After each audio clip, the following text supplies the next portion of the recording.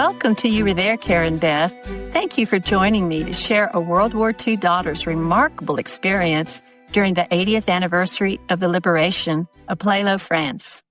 Hi, I'm Karen Downing Ripley, daughter of Corporal Delbert Downing, who followed Lieutenant Robert Hamsley with 20 men and 5 tanks in Patton's 3rd Army, 15th Cavalry Reconnaissance Group, Troop B, to liberate the city of Plélo on August 7, 1944. Thank you for joining me for this introduction to my 31-episode podcast, You Were There, Karen Beth. I created the podcast to share with fellow Americans so they would know Plélo's gratitude for their American liberators. I created this special presentation as a love letter to the people of Brittany to show my great appreciation for all they do to remember and revere the American soldiers who risked everything to save Plélo and secure democracy for all. The following presentation presents a few excerpts from the 31 episodes I recorded after attending Plélo's 80th anniversary liberation celebration in July 2024.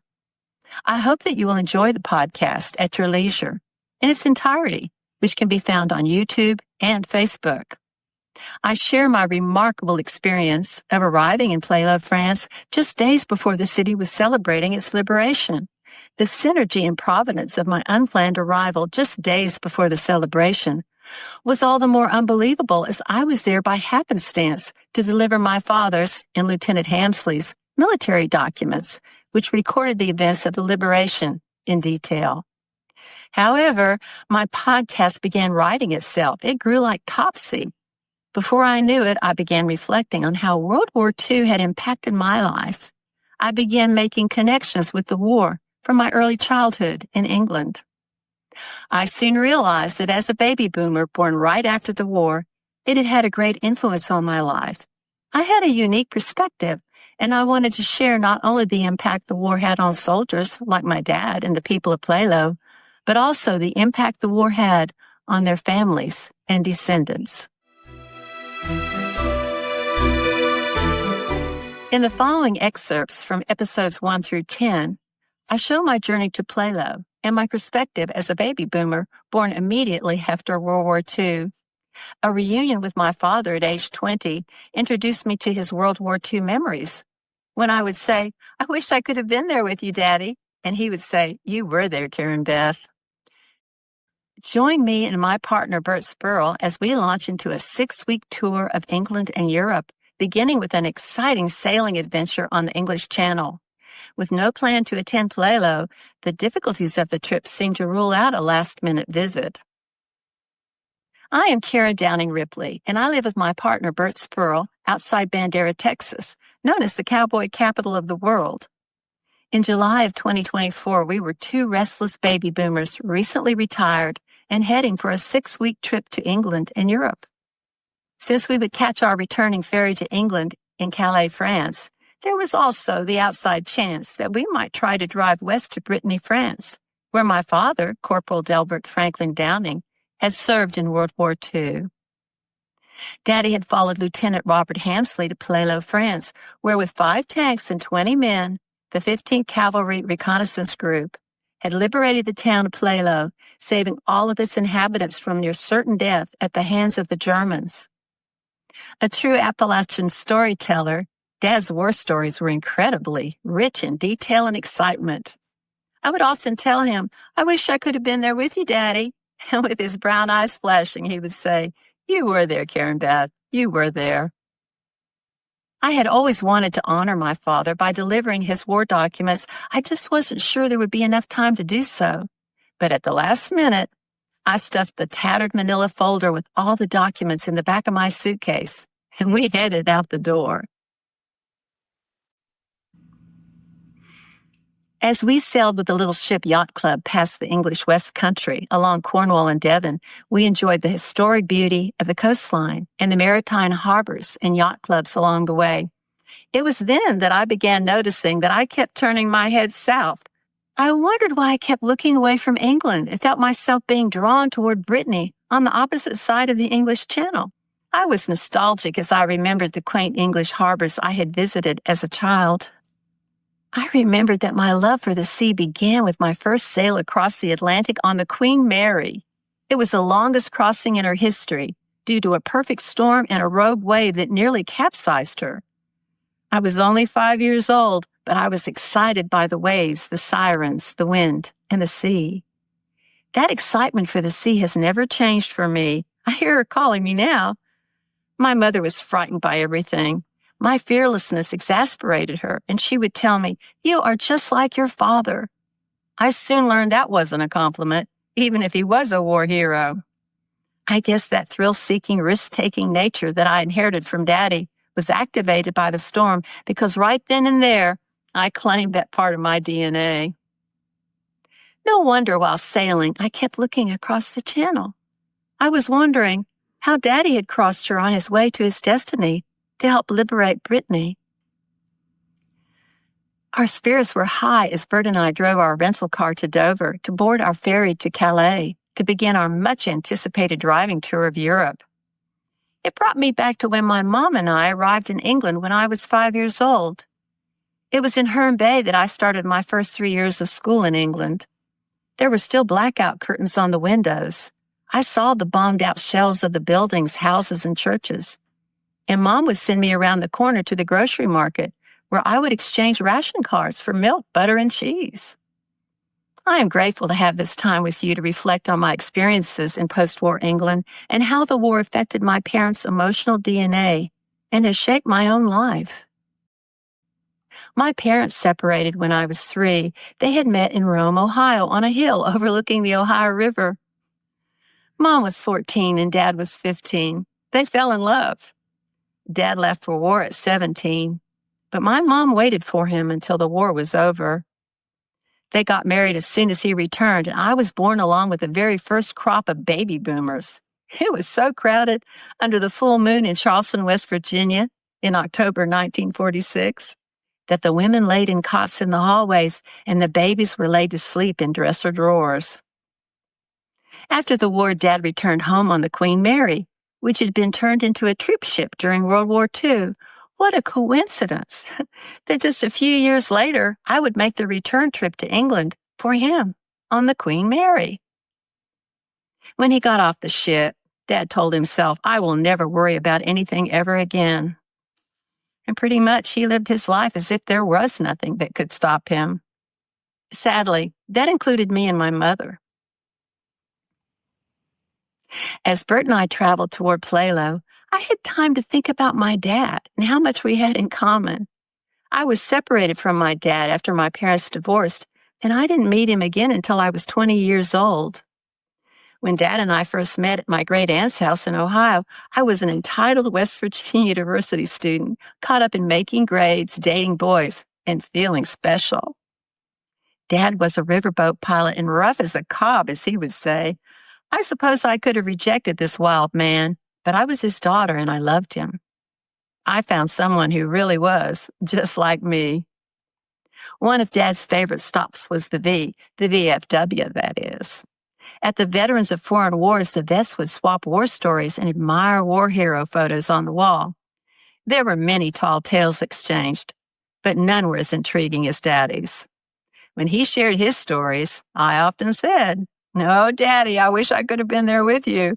And he would look into my eyes and say, "You were there, Karen Beth. You were there." In the following excerpts from episode 11 to 15, I share historical details of Plélo's World War II liberation.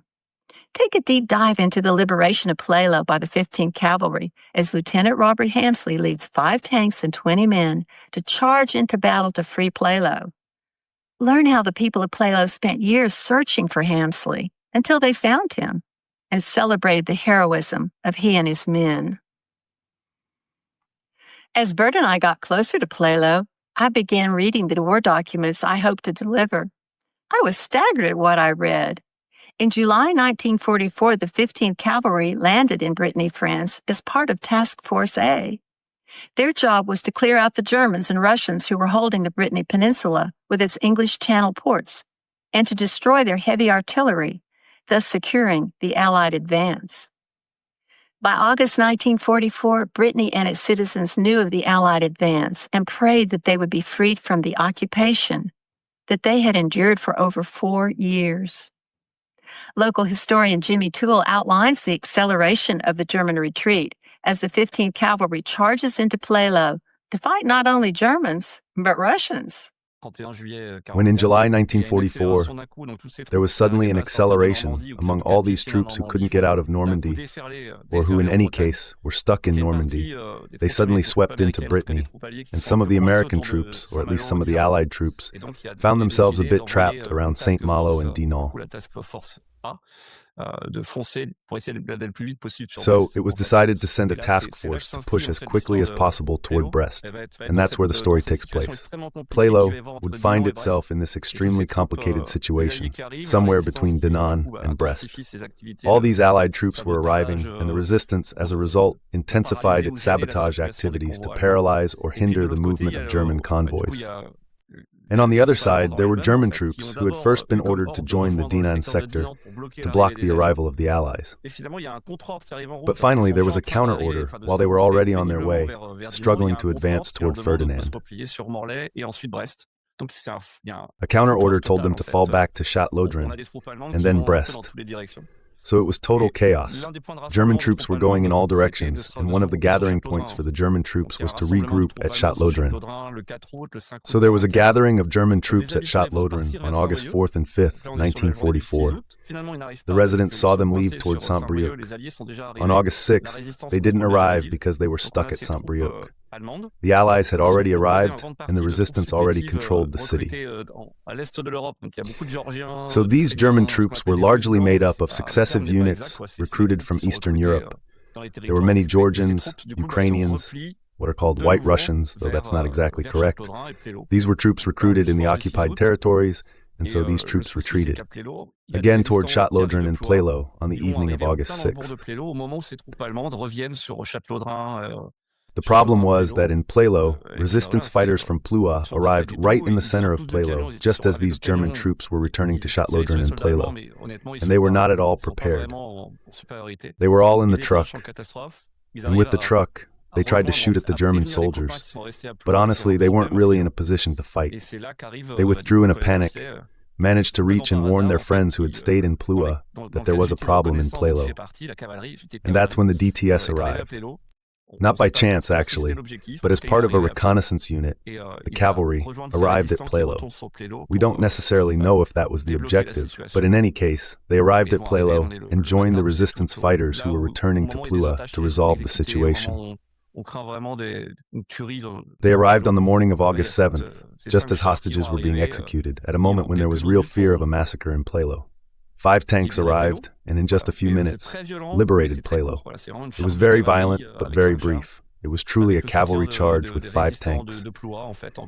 With the support of the resistance fighters from Ploua, acting as infantry, the German soldiers were quickly overwhelmed. That was the liberation of Plélo. It was a close call. A catastrophe was narrowly avoided.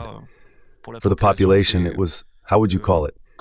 You go from panic and anguish to liberation and extreme joy in just a few minutes. It was an emotional roller coaster. Really, that's what it was, the liberation of Plélo. So on August 7th, Plélo was liberated. People were a bit afraid of a return of German troops, but that didn't happen. The Allies were already passing through Château-Laudren, so the liberation was truly confirmed, for Plélo at least.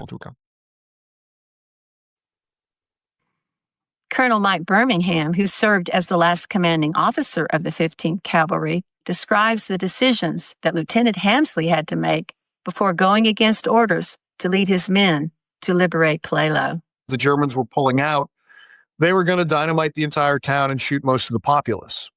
And so there was a small French resistance element that was driving around. The Free French and the resistance would actually serve almost essentially as cavalry for the Americans. They would move out in front. They talk to our cavalry. They provide us information, then move back, in civilian vehicles, looking like civilians. They would use sort of the backdoor intelligence networks as people talked to them about what they'd seen and who had moved where and where these troops were. And so a small Free French resistance element got in touch with Colonel Hamsley's platoon and said, we need you to abandon your mission because something bad is really going to happen in Plélo. And Colonel Hamsley was faced with the decision of, I've been told to go seize this beach, which could technically be strategically important. We got to get there first, or I can do what the resistance is saying and go save this town. One of the good things about Americans very often is they don't feel the need to usually follow orders sometimes.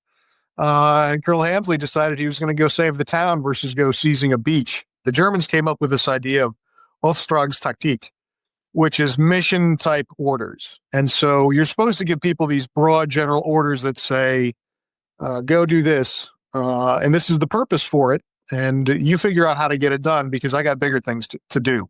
That kind of ruled the day in cavalry. So he'd been told to seize that beach, but if there's something more important, American officers would generally have some leeway to do something else as long as there wasn't another element depending on them. So the good thing for Colonel Hamsley was the fact that he didn't, or Lieutenant Hamsley at the time, the beach wasn't really necessary, and it wasn't under threat, and the Germans weren't there, and so it would have been sort of a nothing mission. So in this case, he made the right choice, which spoke volumes for him. How understandable that the townspeople wanted to show their appreciation for Lieutenant Hamsley and his men. As soon as the smoke had cleared, Hamsley and his men rolled out of Plélo and headed for Brest, as they had been assigned. The townspeople were overjoyed to have been saved from certain annihilation and asked Hamsley and his men to stay and celebrate. But Hamsley had to catch up with his orders and move on to Brest. With little ado, the 15th Cavalry Reconnaissance Group had done their duty and were up and gone as fast as they came. Little did I know that I would soon be meeting the descendants of those whose very lives were literally saved by the arrival of Lieutenant Hamsley and the 15th Cavalry Reconnaissance Group, Troop B. After the war, the citizens of Plélo went about rebuilding their lives and restoring their community. Each year, as they celebrated Plélo's liberation, the question would come up, where is Lieutenant Robert Hamsley? How can we thank him and the men of the 15th Cavalry? After Lieutenant Robert Hamsley and my father returned home from World War II, they went about the business of building their lives in peacetime. Lieutenant Robert Hamsley worked in numerous successful businesses in his home state of Tennessee. He was active in civic and veteran organizations and wrote a book about his hometown hero, Davy Crockett.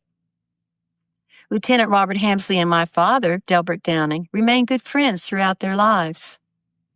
My father went home to Southern Ohio and worked as an iron worker and a riverboat pilot. He retired as the boat pilot for bridges built up and down the Ohio River by the American Bridge Company. Both veterans married, had children, experienced their ups and downs, and remained good friends. Now, you would think it would be easy for the citizens of Plélo to find the liberators of their town. However, Plélo's battle for liberation was just a footnote in the official records. To Hamsley and his men, this was just another day's battle. Not so for the people of Plélo. In spite of the immense difficulty tracking down the men of the 15th Cavalry who had changed their lives forever, Pléotans were determined to find their liberators, to honor, and to thank them. As was reported in the Los Angeles Times 46 years later, the people of Plélo never forgot. The mayor and the village council declared Hamsley a hero and the town's liberator. They named him an honorary citizen and recommended that he be awarded the French Legion of Honor. In 1990, Colonel Hamsley, Delbert Downing, and Colonel Hamsley's granddaughter, Melissa Tanner, attended Plélo's liberation celebration, honoring Colonel Hamsley and his men. Hamsley was honored with France's highest medal, the Legion of Honor. Every year since the first liberation celebration, Plélo and many of the liberated villages in Brittany and throughout Europe continue to celebrate, thank, and honor the American liberators of 1944. In the following excerpts from episodes 16 through 26, join me and Bert at Plélo's 80th anniversary liberation celebration as we are warmly welcomed by the city of Plélo to join them in 3 days of non-stop festivities, as the city of Plélo celebrated and honored the American liberators. Even though we were tired from weeks of sailing and traveling in Europe, I was thrilled when I realized that Bert had ignored my reluctance to extend our trip and was driving me to Plélo. And we went searching for this little village in the hinterland, the farmland of Brittany. Roll up, and there it was, a little village. And interestingly enough, just like the photographs that Karen had accumulated from the 40s, it looked exactly the same. Arriving in Plélo, we were excited and found it to be a lovely town. We were anxious to look at the shops and the church and the mayor's office. Sadly, it was Sunday, and it looked like everything was closed. So we turned back to the previous town, Château-Laudren, and all the shops and restaurants also seemed to be closed. But then, at the very far end of town, there was an interesting-looking cafe. It actually looked like it was open. Little did we know the magic that awaited us as we entered Chez Georgette. And this is where the adventure of Plélo really begins. I noticed a beautiful, striking woman whose professional air made it obvious that she was in charge. The first time I met Bert and Karen was when they had rented a cottage at Château-Laudren. So for me, it was automatically linked to the events in Plélo that were going to happen at the end of the week. And they get to talking about, are you here for the celebration? No. What celebration? And she said, well, we honor the liberator of this area and his men. This week will be the 80th anniversary. A gentleman named Colonel Hamsley, we actually named our municipal stadium after the man. And she pulls out a photograph, and it is a photograph of, at that time, Lieutenant Hamsley with two other people in the picture. And one of them, of course, is Karen's father. And then there's a lot of, oh my goodness, so you've got to stay. After arduous travel in England and Europe for 5 tiring weeks, how was it that we had ended up in Plélo, France? The synergy of us coming unknowingly and unannounced, exactly at the moment that Plélo was celebrating my father and the American liberators for saving the town and its citizens in World War II, was simply incredible. And there we were for the grand adventure of a lifetime.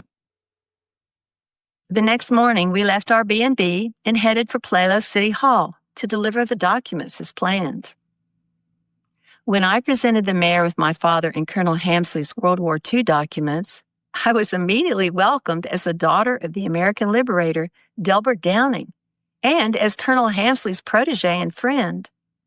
The mayor invited us to attend 3 days of festivals celebrating the liberation. After a beautiful day touring Brittany, we headed back to Chez Georgette for a reception where we met descendants whose ancestors had lived in Plélo during the occupation and liberation, who wanted to share their family's oral traditions. Melanie's grandfather, Louis Corbel, had been a young boy during the war. He and the other boys would run to the fields or barns and hide when they heard the Germans coming.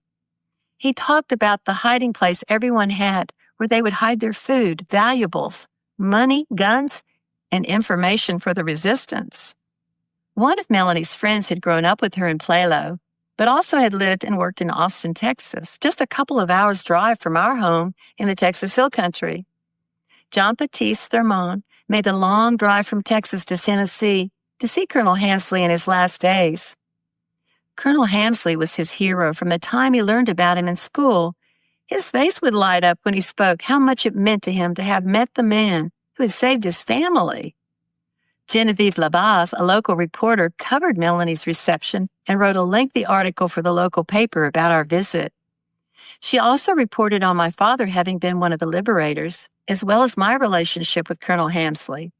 She wrote a lovely article including my time as his protege during the Tennessee World's Fair. I was involved through the work that I have to do to report everything for the paper, take picture, interviewing people. That was the first reason.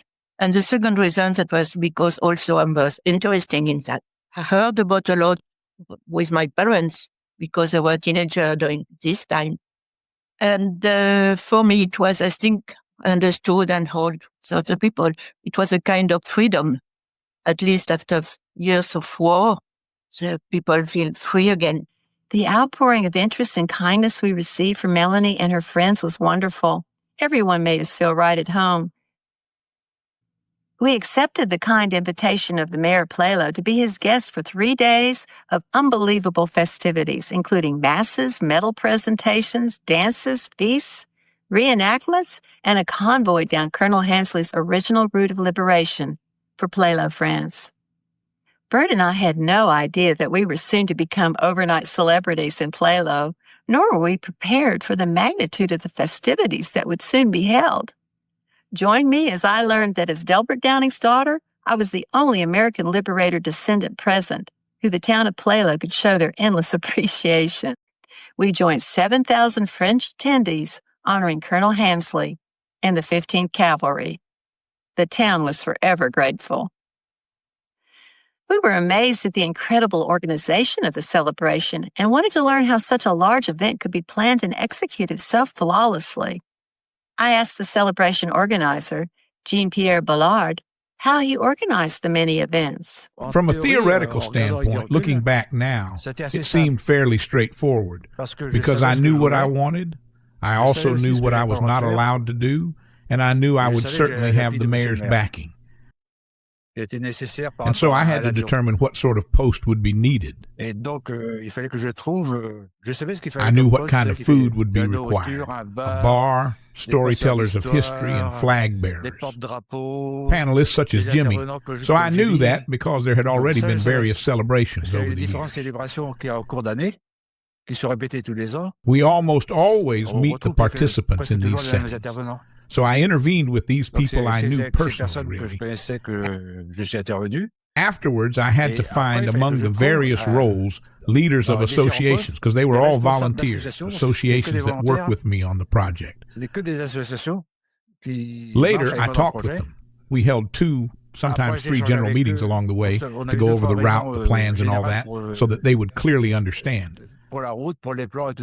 And once they were agreed, they moved along with me, and we were headed in the same direction. This meant that in the end, for me, it wasn't too hard, because each of them, I would say, had his own slot, and I was overseeing the whole thing. But 'twas a pleasure to do.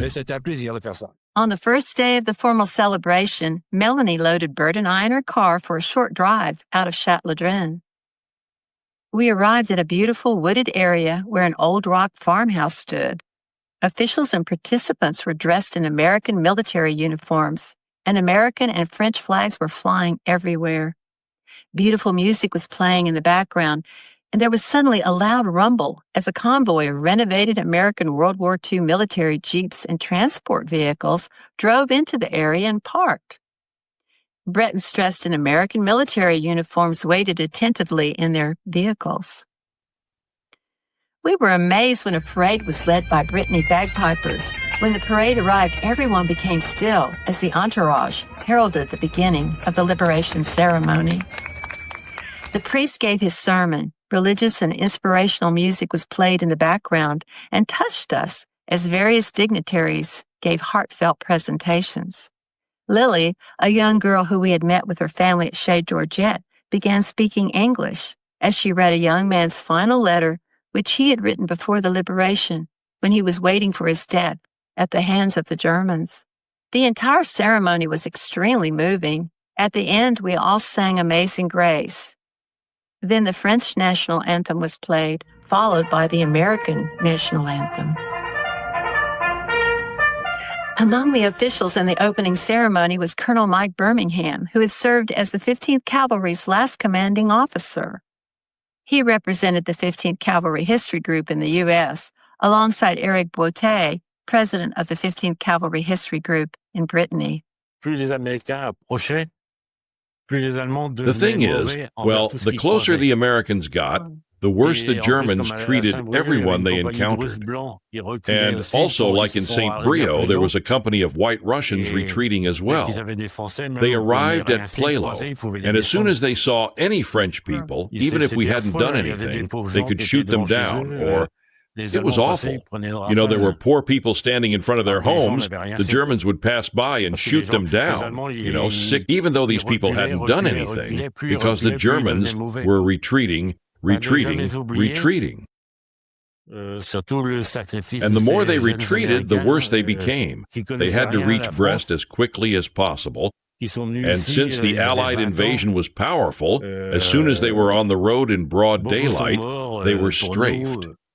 And so, unfortunately, there were poor people who had done nothing, who weren't even part of the resistance, and they ended up being massacred. You really didn't want to run into them at that time. We'll never forget, especially the sacrifice of those young Americans. Who knew nothing about France, who came here, they were 20 years old. Many died for us. They stayed, some of them, they stayed buried in St. James on the border of Brittany and Normandy. We must not forget their sacrifice. And when I go to the American cemetery, whether it's St. James or Omaha Beach, when we see the crosses, we think in 1944 to the parents who received visits from officers, where parents, wives, and children were told that their father or husband had died. That's what comes to my mind, so we must not forget. That's why we work every day to preserve the memory.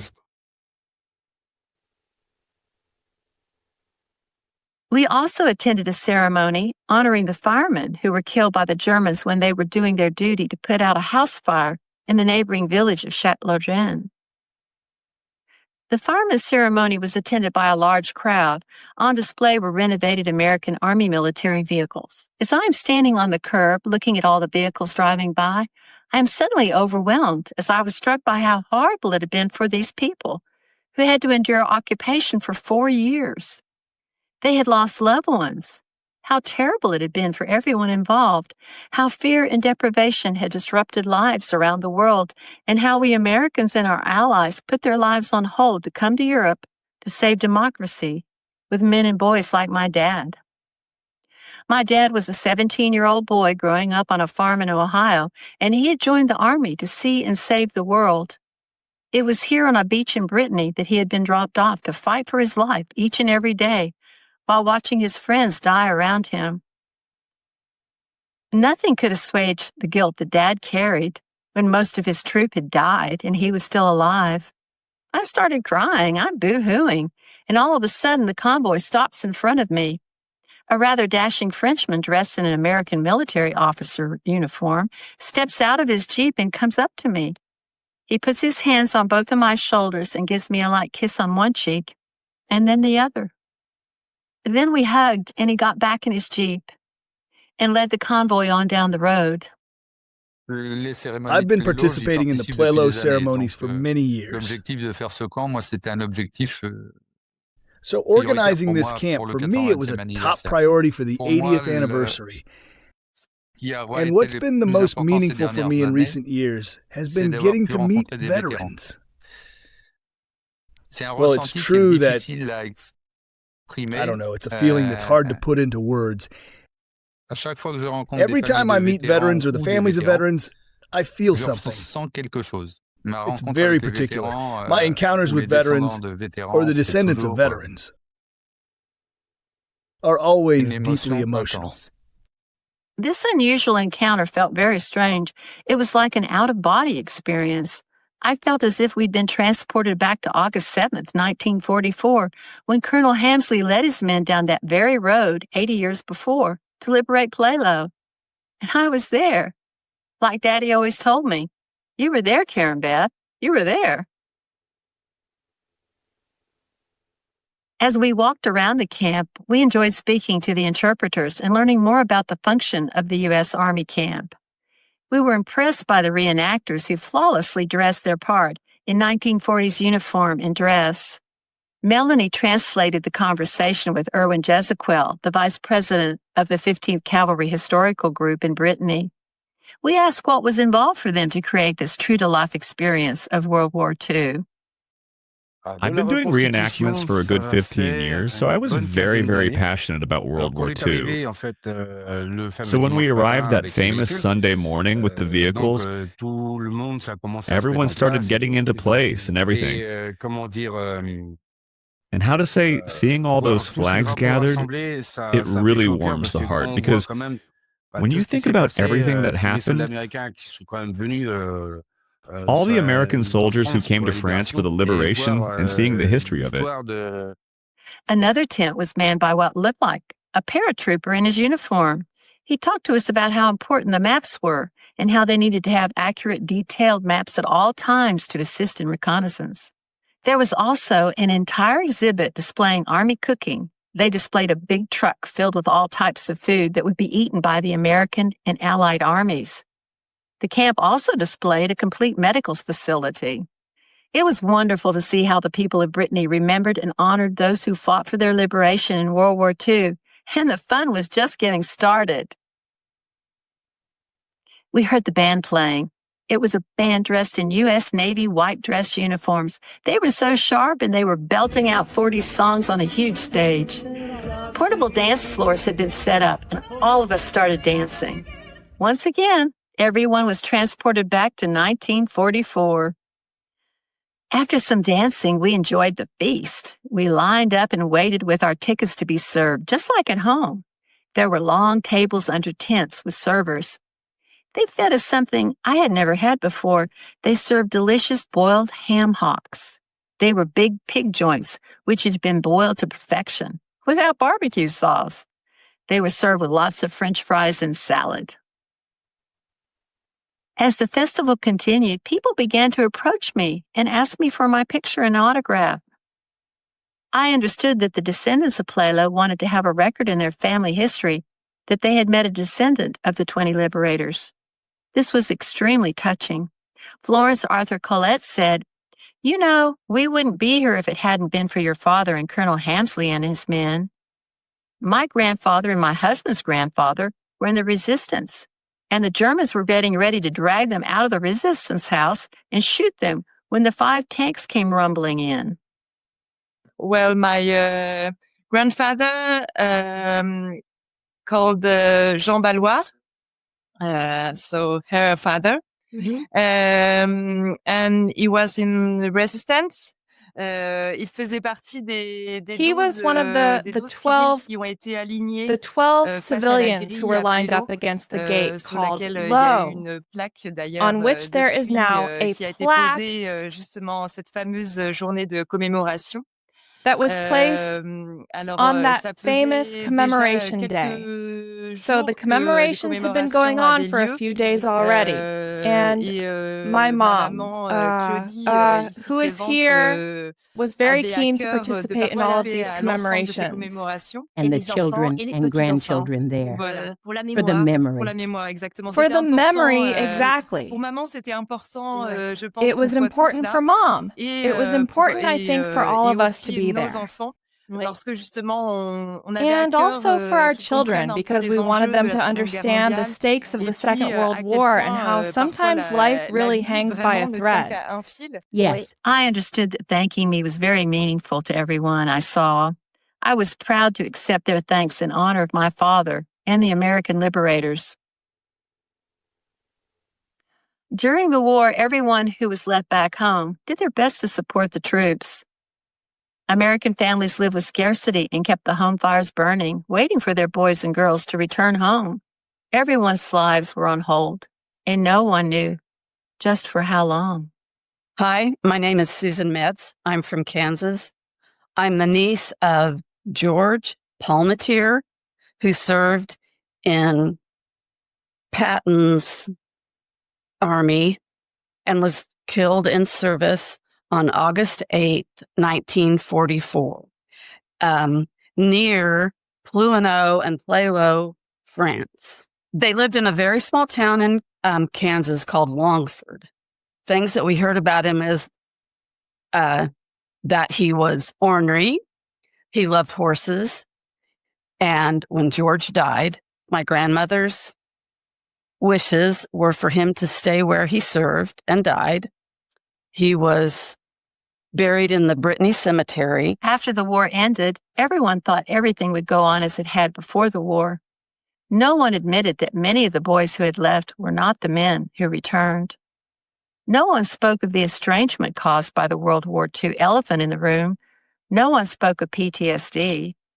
Veterans were expected to pick up their lives where they were left off. My dad had joined my uncles and our families to just go on like nothing had happened to them in surviving the war. Everyone got back to work. No one talked about how the trauma of World War II had changed them. I asked historian Jimmy Toole why he thought that Bretons still remember and celebrate Plélo's liberation after 80 years. Well, I think the past feeds our understanding of the present. So we can't move forward if we don't know at least a bit about our past. We can move forward, but I think we can save time in our life's journey by reflecting a little on the past, on history. It might help us avoid making the same mistakes again. I think it can help us move forward. Then there's the question of memory, too. Some families have experienced tragedies, and some people have fought for causes. It would be a shame to forget, because those were important causes. Those were significant values. In today's world, I think it's important to remind people of the facts and reasons behind commitments. Why one would join the resistance. Why fight against Nazism or fascism. I believe these are important values. One of the joys I experienced in Plélo was hearing the oral traditions about World War II. There were many shared stories, and all showed how important it is to remember our family history. The experience of those who witnessed history shape us and our descendants. They show us who we are and why. One such story was told by historian Pierre Lesaudier. But I can tell you another story, one that comes from my cousins. My uncle had sent his young son to Lance Cochard. He told him, "Go pick up the packages that arrived by launch." So the boy went off with his little cart, his tambourot, and his horse. He passed through the town of Plélo, and as usual, he stopped at a cafe to get his tobacco. He always went there. Then he went to fetch the packages at Lance Cochard. It was nothing but weapons and ammunition. He loaded everything into his cart, covered it with 2 blankets to hide the whole lot, and headed back. About an hour and a half later, he came back through, stopped again at the same cafe, and sat at his usual table. There were German soldiers in the cafe. They had hung their belts on a coat rack. He had his drink like nothing was out of the ordinary, and when he left, he took the belts from the rack, even though he wasn't even with his cart at the time. It's a family story, you know, and I'm sure it's true, because it was my cousin who told it to me. It took me an entire afternoon to get her to open up and agree to tell it. Toward the end of the evening, Bert and I are getting tired and decided to walk from the stadium back to town, where Melanie had parked her car in front of the mayor's office, near where the church was located. Melanie had brought one of her brothers to meet us. She and her brother wanted to show Bert and I something, so we began walking with them around the square. Melanie and her brother then carefully unfolded an old flag from a tightly sealed container. Melanie then shocked me, saying, "Karen, I have talked to my brother, and we want you to have this flag." Well, I was dumbfounded, and I said, "Oh no, Melanie, this is your history." She protested, saying, "It's your history too." Melanie then presses me to accept the flag, saying, "You must take the flag," and I was incredibly honored and humbled. I have the French flag in my home, and I honor it beside my father's flag. This precious gift from one descendant of the liberation to another was just one more amazing emotional moment we shared in Plélo. I presume, and I hope that this flag was still brought out at the end of the war. So you can see it's something a bit homemade, and we've kept it for a very long time. And I'm very happy that it ended up with Karen. So the story is that during the festivities, I called my brother and I told him, "You know the flag." I remembered it, actually. I had completely forgotten about it, but I had kept it carefully, and so I called my brother to ask him if he minded if we gave the flag to my new American friends. He said, no, not at all. No problem on his end. So I gave them a tour of the town, well, the center. I showed them where the flag came from. I showed them the war memorial. Well, the war memorials, because there are several. Then we toured the village, and I also showed them the strike house. The strike house is the place where the Pelotons were supposed to be executed. I also showed her the road her father took to arrive, and, well, it's an incredible story, like an American movie, actually. And all of a sudden, in the distance, over the Colonel Hamsley Stadium, an amazing fireworks display goes off. It was incredible. Once again, Providence intervened, and there we were, descendants of the liberation, sharing the touching and moving moments of the anniversary of the liberation of Plélo. On Sunday morning, we attended the final Plélo liberation ceremony. We were on a tight schedule as we needed to arrive in Calais by the following morning to board the ferry for our return to England and our flight back to Texas. Everyone gathered in Plélo's town square near the mayor's office. All of a sudden, we heard the American military convoy warming up their engines as everyone milled around waiting to begin. The convoy would soon travel through the town just as Colonel Hamsley and his 20 men had 80 years ago. I looked for the renovated American 1940s Sherman tank. It was just as when the 15th Cavalry had rode into town when they fought for and won Plélo's liberation. I remembered how my father would tell me about the tanks and his war stories, the battles they had won, the friends he had lost, the memories that haunted him every night. I began to understand what he and the 15th Cavalry had been through. He hadn't overstated it at all.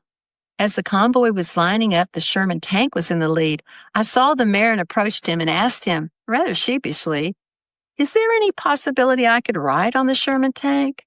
And to my surprise and utter delight, the mayor said, "Absolutely." And the mayor and I rushed down the road to the Sherman tank. I scampered up and perched with one leg in the manhole and then swiveled around so that I could wave at all the people. As we led the convoy down the liberation route through Plélo, I held my hands up in victory signs and waved at everybody. Riding the Sherman tank at Plélo's liberation was unbelievably special to me. It was then that I realized that Daddy and I had both arrived in Plélo just in time. I sent a thank you note to Mayor Jeremy Moreau saying, "Thank you so much for your welcome and inclusion. Riding on the Sherman tank was one of the greatest experiences of my life. My father was sitting right beside me." Mayor Moreau responded saying, "Your words go straight to my heart. The hypothesis was indeed your climb on the float." It was a magnificent moment. In the following excerpts from episodes 27 through 30, I reflect on the impact of World War II. See how the people of Plélo shared their oral traditions and family history during World War II. As descendants of World War II, we continue to live in freedom due to our ancestors' sacrifices. Every generation owes it to our ancestors to continue the fight to preserve democracy. I rode the tank back to Colonel Hamsley Stadium and waved goodbye as we hurriedly headed back to Chez Georgette. It was incredibly sad to leave all of our new friends. We couldn't thank Melanie and her crew enough for their warm hospitality and friendship. Tears were flowing as we loaded our gear into our rental car, and with many thank yous, kisses, and photos, we found ourselves once again barreling down the road. It was surreal leaving Plélo and Château-Laudren behind. There were American flags everywhere. The further we drove, the more traffic we had to deal with. Once again, we found parking and getting a bite to eat next to impossible. Besides, we had a ferry to catch. We soon traveled from the bright, magical world of Plélo as if it had been Shangri-La to the graying, hectic world of the cities. We soon busied ourselves with the GPS and finding lodging, a rental car, and catching our ferry. It seemed that no matter where we traveled in Europe, World War II was one of our closest companions. Wherever we traveled, memories, celebrations, and flags reminded everyone of World War II and the Americans and allies who had liberated them. When we flew out of London for our long flight home and landed in San Antonio International Airport, the city was sweltering with a blazing sun and horrible traffic with our freeways under massive construction. We were excited and happy to return to our beautiful country home with our happy cats and friendly neighbors. It was only after a day or so of rest that we began processing all that had happened to us in Plélo. When friends inquired about our trip, I would find myself tearing up and filled with emotion. As we relived our experiences, our listeners would often tell us that they got chill bumps. When we described all that had happened, they often used the word provident. Everyone I told about Plélo's incredible liberation celebration said they had never heard of this amazing outpouring of gratitude. Repeatedly, I was told I should keep telling my story. More people should hear about Brittany and the amazing celebrations they hold each year to honor the Americans who fought to liberate their towns and villages. I began to ask myself why. Why, after 80 years and more wars, why did the people in Breton still care? I now know why the people of Brittany reenact the 15th Cavalry convoy traveling down the sacred liberation route. They continue to celebrate their liberation because they want to recreate one of the happiest days in their community's history. Thank you for listening to my perspective as a baby boomer when I visited Plélo and learned how the war affected me and my family and how it probably affected yours. I ask you to take a few moments to remember and honor your ancestors. Think of the sacrifices of the men and women in your family who were willing to put their lives on hold and to give their very lives to preserve democracy. Ask yourself how the war affected your family. Ask yourself how the ravages of war affected our society with death, disabilities, PTSD, alcoholism, and divorce. Join me with gratitude and pride of being a world citizen as we remember and honor our heroes, and in respect and gratitude, do our part to continue to defend our precious democracy. God bless our veterans, God bless America, God bless Plélo, and God bless you. In 1990, Daddy was invited to join Colonel Hamsley on that first trip when Plélo was finally able to thank Colonel Hamsley and the 15th Cavalry for liberating them in World War II. After Daddy returned from the Plélo celebration, I went with him to the VA. I had often quarreled with Daddy about his drinking and smoking. I was always concerned for his health, but he seemed healthy as a horse and could outrace me to the top of any hill. It was an awful shock when the doctor told Dad he had advanced cancer of the throat. My brothers and I rallied around him. He told us not to fuss. He was only 64, but he wasn't afraid to die. Daddy was bedridden, but the night he died, he managed to grab his rifle and struggled down his stairs to the gas station across the road. He was frantic and yelled for everyone to get behind him because the Germans were coming. His neighbors gently calmed him down and helped him back up the stairs and into his bed. Even on Dad's last day, he had returned to Plélo, his last call to duty. He died that evening, joining all who fought by his side for freedom from aggression. As I reflect on my dad in his last days, I realize that my father was a hero to the very end. He did his job just as he and the 15th Cavalry had done to liberate Plélo on August 7th, 1944. That was the last night Daddy fought the war. Daddy had many friends and relatives, and we all came in disbelief to think this wonderful character had died. No more joking around, wild escapades through the hills and tall tales. How could Dad's amazing energy and joie de vivre be gone? My dad's story isn't unique. He was just one of the American boys who risked everything to defend our country and democracy. In the following excerpts from the next and final episode 31 of this journey, discover how these stories came to be shared, why preserving our oral traditions matters, and how you can uncover and pass on your own family's historical DNA. After my return home to Texas, I began telling anyone who would listen about my amazing experience in Plélo. Everybody seemed to have the same surprised, pleasant, and pleased reaction that would tell me that my story needed to be told. My friends, the dentist, my yard man, the clerk, the receptionist, the deputy, they all shared their World War II oral traditions with me. All were rich in meaning. Everyone stood proud as they told their stories, as they should. Sharing our oral traditions drew us together, just as the shared DNA of World War II trauma connected me to the Bretons and my fellow Americans as we shared our family's oral traditions of World War II. I couldn't stop telling about my visit to Plélo. That's when I first got the idea of learning how to create this podcast. It all started with a conversation I had with our neighbors, Gary and Nelda. Nelda has a daughter who is a podcast producer and a grandson who is a tech expert, and they live 2 houses down from mine. Was this another sign? Bert and I continued to wonder at the providence that began as a simple decision to deliver my father's wartime documents. How did our last-minute change in direction turn into a transformative experience that has led to my all-consuming 7-month mission to produce and share this podcast? Had it not been for the welcome and inclusion of the Bretons, I would not have known to share Plélo's boundless gratitude that spans back through 80 years of history between the descendants of Brittany and America. As a liberator's daughter, please accept my sincere gratitude to all who remember and continue to honor Patton's 3rd Army, 15th Cavalry Reconnaissance Group Troop B, who liberated Plélo on August 7th, 1944. If you enjoyed these excerpts from You Were There, Karen Beth, I hope you will go to YouTube and download the episodes that interest you, which include more videos, pictures, and in-depth interviews with all the wonderful people who added immeasurably to my story of Plélo.